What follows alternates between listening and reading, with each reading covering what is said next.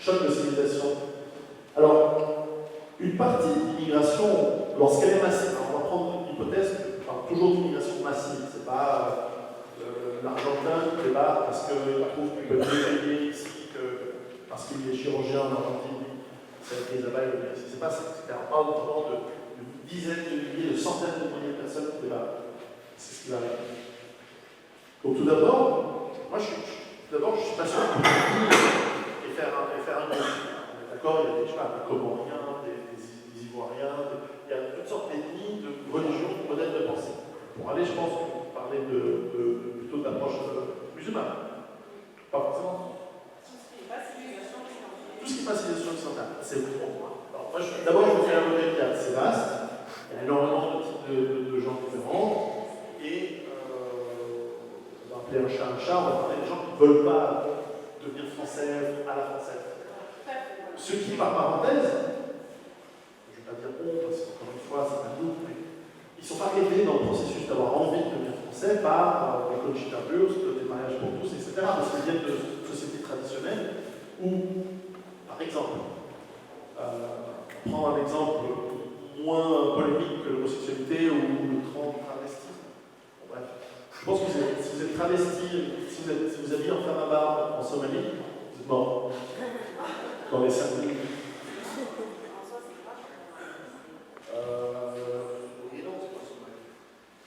Voilà, c'est leur manière de vivre, par exemple, en Somalie. Mais on va prendre un autre exemple. Si vous êtes somalien et que vos parents vous ont mal éduqué sur certains points et que pour vous, aller violer une femme, c'est normal, si vous le faites en Somalie,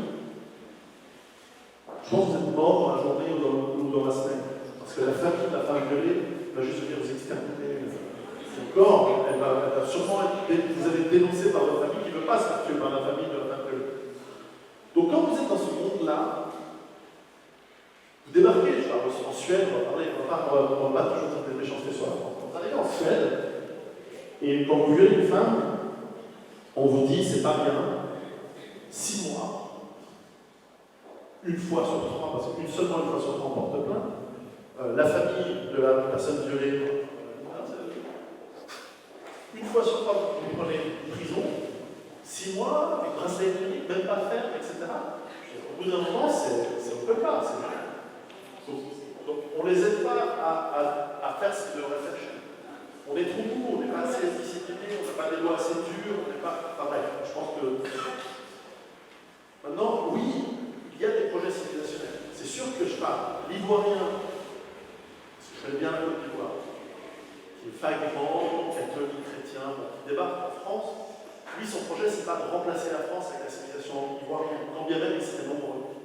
Après, c'est vrai qu'il y a des cultures qui ont vécu des projets civilisationnels.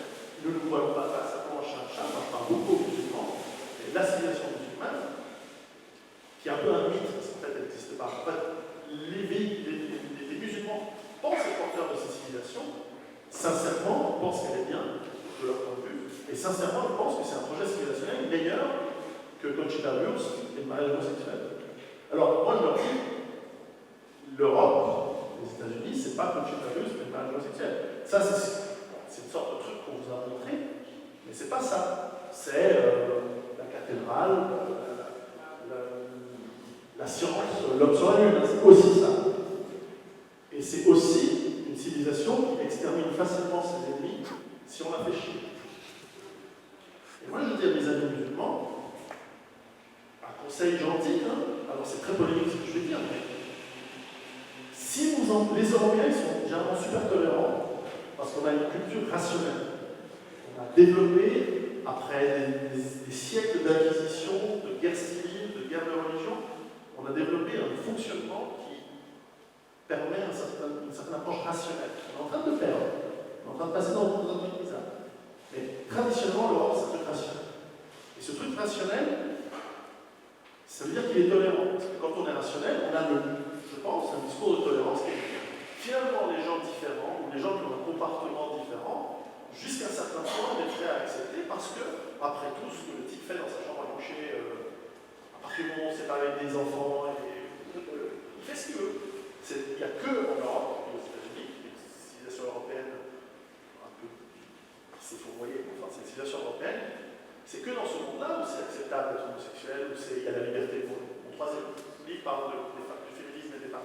Nous sommes une civilisation qui accepte la liberté des femmes.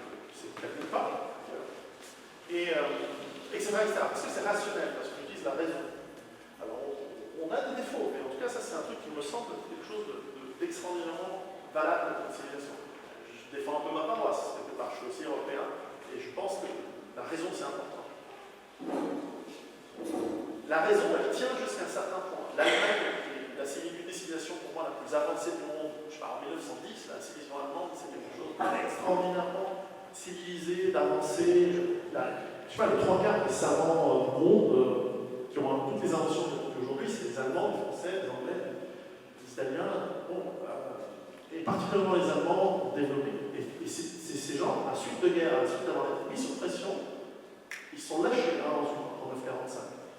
Ils se sont lâchés sauvages.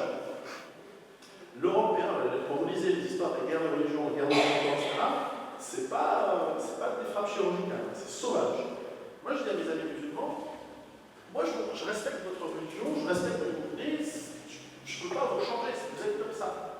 Mais je vous dis, faites super attention, parce qu'en la fin, vous êtes que 5 à 10% d'or. Et si, parce que vous êtes manipulés, et parce que nous, peut-être, on est manipulés à aller vers ce côté de civilisation, on nous force à le faire. Et l'immigration massive, c'est inévitable, parce que ça touche l'anthropologie. Quand vous voyez des gens qui ne sont pas chez vous arriver chez vous, au bout d'un moment, arriver à un certain seuil, vous sortez la machette. Sauf que l'Européen, il n'a pas la machette, il a le tank, il a les armes chimiques, il a l'arme nucléaire. Et là, il devient sauvage. Et, à mon avis, la civilisation musulmane en Europe, elle s'est exterminée. Alors moi, j'espère qu'on n'en arrive pas là, et j'espère qu'on aura des solutions politiques. Bon, la deuxième partie de la réponse, j'essaie de faire des réponses un peu longues, j'espère intelligentes, j'espère construisent un raisonnement. Après, je suis limité aussi. Mais, à mon avis, la politique là joue un rôle, parce qu'évidemment, ce n'est pas vous avec votre potager. Certes, vous avez une vie meilleure, certes, ça se passe bien. Si ensuite arrivent des mecs en 4x4 de Marseille, dans votre vallée digne, et ils arrivent en 4x4 en disant voilà, on est le mec de Marseille, maintenant tu vas faire partie du califat ou des gorges, bah, tu fais partie du califat, ou alors tu montes la résistance, tu prends ton fusil à longue distance et tu te fais faire par. C'est pas efficace. L'être humain, il ne réfléchit pas avec les balles. L'Européen, il ne réfléchit pas de manière inefficace, il réfléchit de manière efficace. Donc la politique. Et moi, j'aimerais vous suggérer 3 choses. Alors, c'est une suggestion, et évidemment, ça vient de mon expérience, qui est celle de la Suisse. Et c'est une suggestion que je peux faire aux partis politiques français qui m'écoutent en mettant des idées, pourquoi pas mettre en place. La première chose, c'est, j'avais prévu ce genre de questions, la première chose, c'est que d'où je viens en Suisse, et c'est pas par hasard, vous allez voir pourquoi, on a quelque chose qui est très intéressant, qui est la démocratie directe. Et cette démocratie directe, au fond, ça veut dire que le peuple décide. Avec tout un mécanisme, nous avons un parlement, nous avons un parlement qui représente les États qui font partie de la Confédération, mais aussi du peuple. Mais les parlementaires qui proposent des lois ne sont pas ceux qui les votent, c'est le peuple qui les vote. Et le peuple peut aussi proposer des lois, ce qui amène un garde-fou. C'est pour ça que nous n'avons pas eu la folie socialiste autant que vous, un peu comme vous. Mais l'UMP chez vous, c'est pas mal non plus. Hein. Bref. Ouais, c'est. Donc, l'idée, c'est qu'on vote et on propose des lois. Ce qui fait que si un politicien vous dit si vous votez pour moi et mon parti, je ferai en sorte que, je sais pas, on ait le droit de vote des étrangers. On va prendre le contre-exemple. Les étrangers doivent se réfléchir pour devenir suisse. 15 ans. Dur, moi je trouve ça dur pour devenir suisse. Il faut vouloir, il faut aimer, on vous le fait comprendre que c'est pas pour tout le monde. Et c'est pas juste ah je suis là, je viens de. Non, c'est dur. Lorsque cette loi, si finalement le politicien ne la passe pas, le peuple dit mais nous on voulait le vote des étrangers. Donc on fait une initiative qui dit on veut cette loi. Et ensuite c'est proposé par référendum, on en a tout le temps des référendums, tout sans arrêt. Et pour des lois extrêmement fines, parce que pour que la démocratie directe fonctionne, à mon avis, pour qu'elle fonctionne, quelle que soit la taille du pays, souvent on dit oui, mais vous êtes un petit pays. Ça n'a rien à voir. C'est le principe de subsidiarité, c'est-à-dire que toute décision doit être pris, si possible, dans le niveau le plus bas possible. Au niveau de la commune, au niveau du quartier, au niveau de la mairie, et donc du peuple qui la compose, qui fait cette population-là. Et donc le maximum de lois va être proposé pour un référendum local le plus bas possible. Et évidemment, les lois qui ne s'appliquent pas uniquement à une petite commune, qui gère ses budgets et qui gère ses impôts. Et donc on a des communes qui taxent très très peu en Suisse, qui sont les plus riches, et celles qui taxent beaucoup, évidemment, qui sont les plus pauvres. Pour les mêmes raisons que chez vous d'ailleurs. Et donc, dès qu'une loi elle devient impossible à être gérée à un petit niveau, eh bien on monte d'un niveau, au niveau d'un canton. En gros, ce serait un département, une région. Et ensuite, évidemment, si ce n'est pas possible, c'est au niveau de l'État fédéral. Typiquement, l'armée se gère, l'achat d'équipements, etc., à un niveau standard. On va pas commencer à avoir tout le temps une armée du canton de Genève, une armée du canton de Zurich, etc. Ça a été le cas dans le passé. Et c'était un peu inefficace. Et donc, cette subsidiarité permet au peuple de prendre en main son destin et sa taxation. La taxation, c'est fondamental. C'est pour ça qu'on a peu d'impôts ensuite. Parce que le peuple décide. Et souvent, ce qui est étonnant, c'est qu'on décide d'augmenter nos propres impôts pour des projets spécifiques. En disant, voilà, on voudrait une nouvelle autoroute, donc on est prêt à payer 10 francs de plus tous les ans pour pouvoir avoir cette nouvelle autoroute. C'est pas TH. Bon, c'est un choix, ça. Et ensuite, le troisième élément, enfin le deuxième élément lié encore une fois, je vais revenir, c'est que nous n'avons pas d'armée en Suisse. Nous sommes une armée. C'est-à-dire que le citoyen est un milicien et son devoir, c'est de défendre la nation contre tous les ennemis intérieurs ou extérieurs.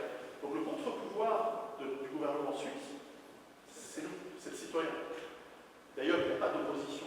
Il n'y a pas ce système. On a mis en place cette tradition, ce n'est pas une loi. Mais tous les partis qui ont plus que 20% des voix, 20%, se mettent ensemble pour former un gouvernement tout le temps.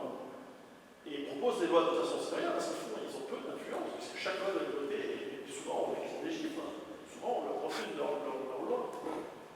Et donc c'est étonnant, donc on ne peut pas faire n'importe quoi. Ils nous ont quand même un peu plus ces dernières années parce qu'ils sont trop rapprochés du Union européenne, de ce machin qui ne marche pas. Enfin bon, on est bien content d'être quand même dehors. Mais c'est aussi parce qu'ils le savent que chaque citoyen suisse, en théorie, pas tous, hein, on est d'accord, mais le citoyen suisse, chez lui, il a le fusil, les munitions, et techniquement, il est l'armée. D'ailleurs, vous avez remarqué, le drapeau suisse a une particularité, c'est qu'il est carré, il n'est pas rectangulaire. Et pour ceux qui sont dans l'armée, ils savent que c'est un drapeau militaire. La Suisse n'a pas de drapeau de nation, elle a un drapeau d'une armée. C'est la Suisse, traditionnellement, c'est pour ça qu'on le conçoit, nous sommes une armée, comme ça. Et mais un peu moins. On s'est perdu. Bon, bref. Mais donc, le vrai contre-pouvoir, c'est le citoyen en armes. Là, l'État, il écoute. Hein. Et d'ailleurs, les gens sont gentils et polis les uns avec les autres. Parce que là, c'est pas. Parce que, bouge pas, je reviens. Ça change énormément les rapports entre personnes. Enfin, tout ça pour dire qu'on va arriver à ces suggestions de démocratie directe, subsidiarité et armée citoyenne, ce qui, par parenthèse, pourrait nous amener à résoudre des problèmes de terrorisme vachement plus simples. Parce que c'est pas le cas en Suisse. Si un citoyen responsable, et j'ouvre une toute petite parenthèse, pour moi, un citoyen, à mon avis, ça devrait être extrêmement restrictif comme définition. C'est pas tout le monde. C'est pas, j'ai 18 ans, je suis citoyen. Bon, c'est mon avis, je referme la parenthèse. Mais ne pouvons pas mettre un policier ou un soldat dans toutes les gares, tous les cinémas, tous les endroits où il pourrait y avoir des fous qui prennent un Kalachnikov et qui essayent de faire basculer notre civilisation dans l'Allemagne nazie. Parce qu'à la fin, c'est ça, il faut rappeler un chat à chat. On essaie de nous transformer dans un truc sauvage. Peut-être qu'on ne le sera pas, et à ce moment-là, on est soumis, on va mourir. Peut-être qu'on nous forcera à redevenir les sauvages qu'on a été. Je ne le souhaite pas, encore une fois, je ne le souhaite pas. Ce n'est pas mon idéologie, ce n'est pas mon approche. Mais objectivement, quand on observe les choses, c'est un risque très, très puissant. Et c'est d'ailleurs aux musulmans qui nous écoutent peut-être de faire le travail chez eux en premier, auprès de leur communauté, de se dire mec, stop, parce que contrôle chez eux social important. Si vous êtes armé dans votre train, si vous avez un portable, ça limite les chances que terroristes. Parce que attendre qu'il y ait 3 Marines, 3 Américains dans chaque train, ça va être aussi compliqué. Mais à un moment, il va falloir que les citoyens. j'aime bien faire des trucs un peu longs, mais l'immigration de masse, mon avis, parce que c'est comme ça que je vais l'exprimer dans les urnes dans un mois précisément, dans 18 jours précisément en Suisse, c'est que le flux doit être stoppé et même inversé. À un moment, il faut trouver le moyen. Quel moyen? Je ne suis pas politique, donc c'est pas moi d'avoir, j'ai décidé, mais il faut un moment dire stop, nous avons mis les ressources et on veut préserver une certaine forme de civilisation, une certaine forme de cohésion sociale, également pour le bien des Africains qui ont déjà fait l'effort de s'intégrer. Parce que le pire, c'est eux. Parce que moi, quand j'entends, ah oui, mais tous ces Africains qui ne foutent rien, je ne dis pas qu'il y a quelqu'un qui me dit ici, mais j'entends parfois en Suisse, oui, mais ceux qui bossent et qui sont là depuis 20 ans, c'est hyper insultant pour eux. Il y a aussi un travail à faire auprès de notre communauté. Par rapport aux nouveaux qui arrivent, qui demandent, là, les équipes qui débarquent de Syrie, bon, ils ont 6 000 euros, un logement. Qui sait qu'il y a 6 000 euros en France comme ça par les matins? Et en Allemagne, c'est pareil. Les gens qui commencent à s'énerver. Donc, si l'État veut éviter que ça finisse en pogrom et en guerre civile, il faut qu'il soit plus dur. Et mettre en place des lois qui disent bon, maintenant, personne ne rentre. Et peu importe si c'est des prix Nobel ou des chirurgiens, à un moment, point. Et ensuite, phase 2, ça veut dire les moyens, ça veut dire ce qu'il faut. La Hongrie, elle a mis l'armée. La Slovaquie, elle a mis les règles précises. Ça veut dire peut-être envoyer valser l'Europe, on n'est pas d'accord. Ça veut dire reprendre sa souveraineté, ça c'est fondamental. Encore une fois, la démocratie directe, si on demandait aux Français est-ce que vous voulez être souverain, oui ou non, à mon avis, ils vont dire oui. Et pas que à 51%, un peu plus. Et après, dire ceux qui sont ici et qui visiblement n'ont jamais travaillé sont plutôt criminels, pas tous, loin de là. Et ceux qui sont simplement inutiles dans la société, etc. Mais encore une fois, pas tous, parce qu'à 6h du matin, dans les rues, c'est pas exactement le bourgeois du 6e arrondissement de Paris qui bosse. Hein. C'est quand même les gens des ménages. Donc il y en a qui travaillent, qui ont peut-être une nécessité économique. Et il faut avoir une certaine justesse de jugement, je crois. Ça, c'est mon côté gauchiste. Mais, c'était les 2 secondes gauchistes de la soirée.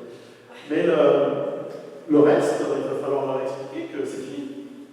Et que leur avenir, en Guinée équatoriale, en Arabie Saoudite, pour beaucoup qui adorent la manière de vivre leur religion de manière bizarre, parce que moi, je suis peut-être naïf, mais pour moi, l'islam est une religion intéressante, respectable, mais chez eux, et que ceux qui veulent transformer le monde comme l'Arabie Saoudite, on va leur expliquer que c'est en Arabie Saoudite qu'ils vont le faire, ça ici.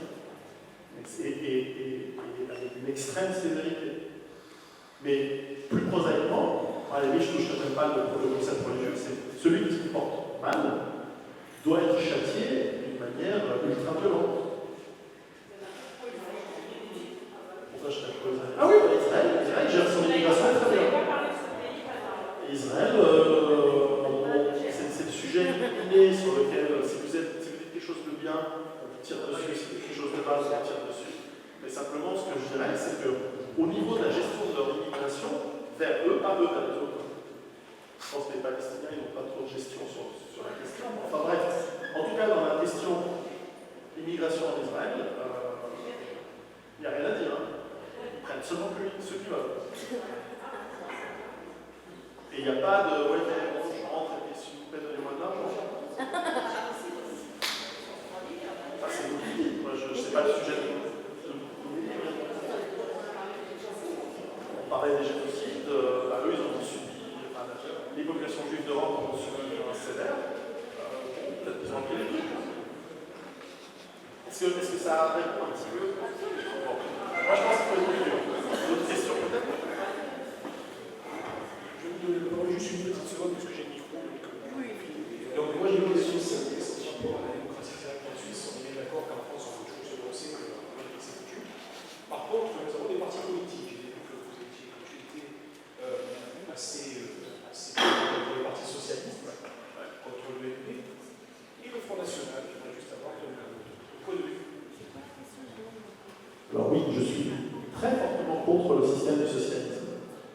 Et ça ne veut pas dire que les socialistes doivent tous finir dans les camps de rééducation, parce que je ne crois pas dans les camps de rééducation. Mais simplement, on peut leur apprendre et les apprendre à évoluer cessent d'imaginer que tout ce qu'ils aiment doit être financé par l'État et que tout ce qu'ils n'aiment pas doit être interdit. Ça, c'est fait pour le socialisme.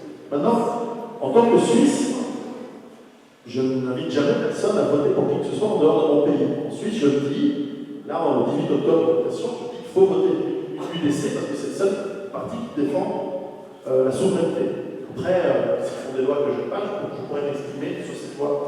En France, je ne dirais pas voter Front National ou voter autre chose. Alors, sur le Front National, je vais vous raconter une petite anecdote. Lorsque mon premier livre, Survivre à l'effondrement économique, est sorti, le premier jour où j'ai eu le premier exemplaire dans les mains, j'étais à Paris, je suis allé voir mon éditeur, et le soir même, je devais passer chez Radio Courtoisie.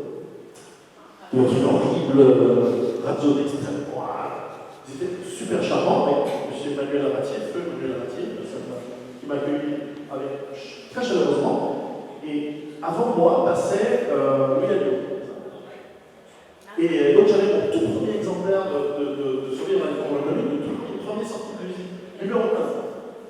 Et donc je lui ai dit, j'ai pris un morceau de papier, j'ai écrit une lettre. Chère Marine, j'ai écrit ce que je pensais d'elle et du Front National, donc c'était avant les présidentielles. Et j'ai fait une dédicace sur le livre, j'ai mis ça dans mon œuvre, et je suis allé est-ce que vous pourriez passer à Marine Le Pen le livre? Donc Marine Le Pen a le collector, le numéro 1, le premier livre sorti de la presse, Survivre à l'effondrement économique. Donc on la salue.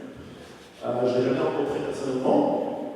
Alors, je pense que c'est très simple de répondre à votre question. Si on est pour des peuples souverains, dans n'importe quel pays et où qu'il soit, je suis pour l'Algérie algérienne, la France française, voilà.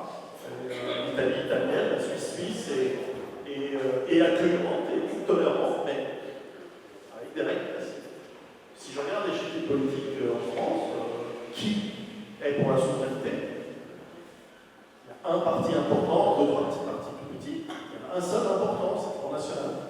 Donc, à partir du moment où on est pour la souveraineté, moi je me trouve un peu au Front National. Mais je comprends, vous devez être élu, mais donc, il y a ça. Bref, c'est mon avis. Mais vous êtes. C'est un parti très, très modéré, je trouve, très, très sage en fait, et assez. Avec des idées très respectables et sans aucun. Je vois pas pourquoi. Enfin, je comprends pourquoi on vous a stigmatisé pendant longtemps, mais en réalité, je me rends compte qu'aujourd'hui, partout où je vais en France, les gens disent mais moi je veux voter. Et ils le disent en public, ils le disent sur Internet. Ça a changé maintenant. La chape de plomb et le politique empirique, ça a complètement volé en éclat. Donc, moi je vous encourage à réussir. Et de toute façon, il y a le test de la réalité qui est le suivant. Depuis 40 ans, c'est un désastre dans votre pays. Dans votre grand et beau pays. C'est un désastre. Donc à la limite, n'importe qui ne peut pas faire mieux. Entre n'importe qui, l'extrême gauche, et le Front National, qui pour moi est un pays d'un parti plutôt plus centriste, comme vous pouvez faire mieux. Non, mais je plaisante. C'est un spectacle, je vous l'avais dit. Et donc, oui, moi je pense que si en votre âme et conscience, vous cherchez un parti qui a jamais participé à cette destruction qui a eu pendant 40 ans et qui est pour la souveraineté, il n'y a pas 36 des solutions, c'est celui-là. Donc, merci.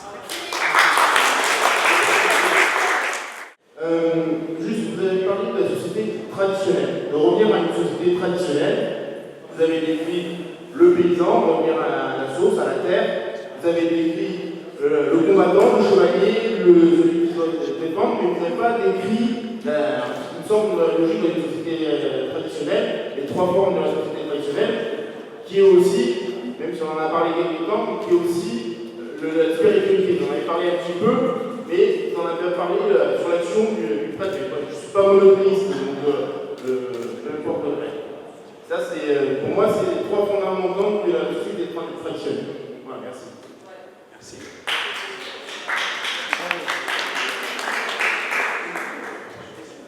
Oui, ça, très brièvement. Oui, alors, je pense qu'on va vers une société juste plus simple et donc va ressembler plus à ce qu'on a connu comme étant des sociétés traditionnelles. Parce que le monde va rapetisser avec moins d'énergie, moins de ressources, etc. C'est vrai que toute société liée à la Terre et qui redécouvrent une spiritualité anthropologiquement basique, simple, c'est-à-dire que lorsque vous savez, à la base, lorsque vous avez de la souffrance, vous allez chercher une explication, et que ce soit le chamanisme ou des religions polythéistes ou monothéistes, c'est vrai qu'à un moment, cette spiritualité prend forme, et c'est là où moi je décroche rapidement dans les religions, c'est dès qu'il y a un rituel. Rituel que je comprends comme étant essentiel. Mais à partir du moment où le rituel devient. Moi j'adore Rome, c'est l'un de mes villes favorites. C'est vrai que quand vous voyez le Vatican, vous avez compris pourquoi il y a eu une réforme. Parce que il y a trop de taxes. Et quand je vais. Voilà, dès qu'une religion devient stricte, ce qui est le cas par exemple du judaïsme ou de l'islam, elle donne des règles de vie qui nous permettent, le sens étymologique de religion, c'est légal d'un religier, ce sont des règles qui nous permettent de vivre. Évidemment, le problème des règles strictes, c'est que par définition, elles sont strictes, donc pas dans les grandes tolérances, et jusqu'à un certain point, c'est nécessaire. Mais le problème, c'est que ça crée des castes, et ces castes, si elles font partie du peuple et qu'elles ont un besoin, pourquoi pas? De toute façon, chacun fera ce qu'il veut, s'il peut. Mais souvent, ces castes, elles ont tendance à devenir parasitaires. C'est comme la noblesse. Fut un temps, la noblesse, elle a un sens. Elle protège les travailleurs et les paysans, parce que c'est elle qui va se faire poigner sur le champ de bataille, contre les Anglais. Mais à partir du moment où elle ne vit que un parasite sur le peuple, au bout d'un moment, le peuple, il la dégomme. Comme ça. Et là, le contrat social, il est réinventé vers autre chose. Mieux, moins bien, ça dépend. Donc, oui, je pense qu'il y aura un rôle pour les interprètes, si on veut, que sont généralement les religieux. Et moi, je souhaite un monde basé sur la raison qui n'exclut pas la spiritualité. Pour moi, la raison et la spiritualité, ça va de pair. Ça va ensemble. Ce qui d'ailleurs est devenu le message, à partir de Galilée, de l'Église catholique. Ce qui d'ailleurs est, d'une certaine manière, c'est polémique, un des messages de l'islam. Après, on peut discuter des détails. Mais oui, il y a un rôle pour ça. Après, il ne faut pas compter dessus. Hein. À mon avis, il faut bosser. Parce que d'ailleurs, les moines, dans le Moyen-Âge, qui ont conservé une partie de l'héritage romain, ce n'étaient pas les seuls, mais eux ont contribué à le conserver. Ils n'étaient pas juste dans la contemplation. Ils bossaient. Vous savez, dans le protégé, que vous allez voir les chartreuses ou les monastères. Ils se défendaient. Ils n'étaient pas tous pacifistes. Et ensuite, les ordres, Templiers, hospitaliers, etc., ce pas des mauviettes. On va aller vers quelque chose de peut-être certainement plus dur, et donc les réponses à cette vie plus dure, elles vont avoir toutes ces formes-là. Mais encore une fois, je ne sais pas. On peut extrapoler. Là, c'est vrai que c'est le côté fascinant de l'extrapolation. Restons les pieds sur terre, on prépare. Mais vous-même, dans votre balle, vous n'appliquez pas ça. Vous restez juste sur la défense et sur la. Oui, moi j'ai fait tout, mais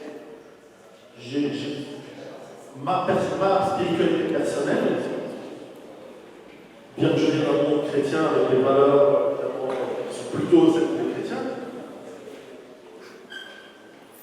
bien que sur certains points ça me déçoit beaucoup, ce côté, post-Vatican II, ce côté tout le monde qui c'est de l'homme, machin. Mais cette spiritualité qu'on développe à chacun, c'est intime. Maintenant, j'habite dans une religion catholique. Voilà, mais j'ai pas la prétention de dire ce qui est bien ou ce qui n'est pas bien d'un point de vue philosophique ou religieux aux autres. Hein. C'est chacun de trouver sa voie. C'est déjà assez beau. Une dernière question.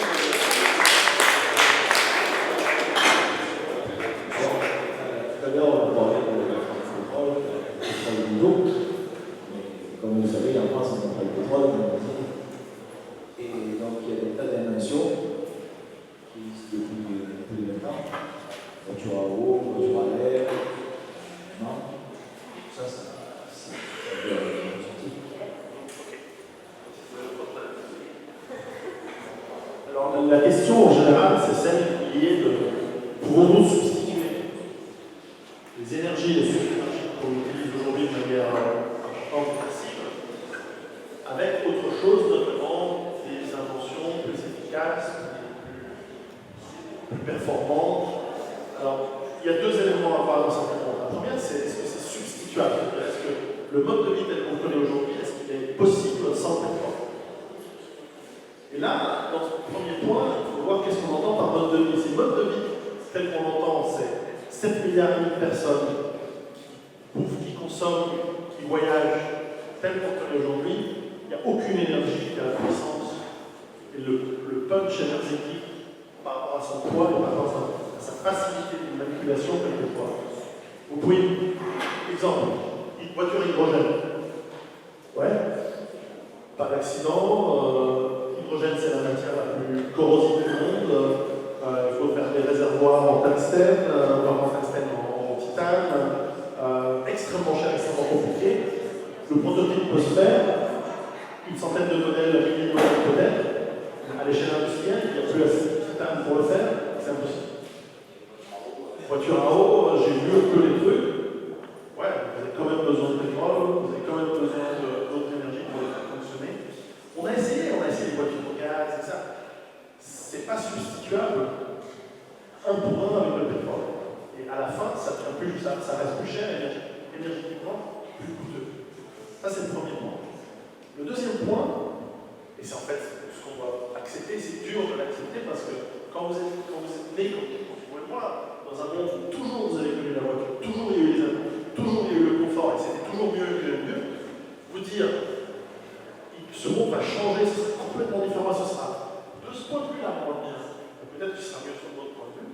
En tout cas, de ce point de vue de confort et de vitesse et de progrès, on a tendance à rentrer dans un déni, je ne dis pas que c'est votre cas, mais on a tendance en général à tomber dans un déni, et dans ce déni, on va chercher la solution miracle qui fait qu'on n'aura pas à lâcher nos habitudes et notre mode de vie. C'est quelque chose de très commun, et d'ailleurs, l'Empire romain ne s'est pas effondré parce qu'il y a plus de foin pour les chevaux. Hein. Il y a toujours du foin, on aura quand même du pétrole pour un certain temps, mais c'est pas ça l'élément déclencheur du déclin ou de l'effondrement.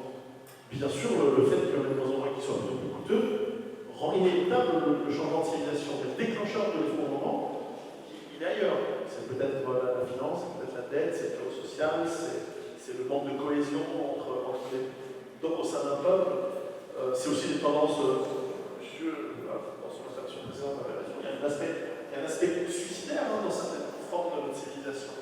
On est trop riche, trop oisif, puis c'est trop facile. Donc, au bout d'un moment, on se laisse faire. Pas tout le monde. Il y a cet aspect-là.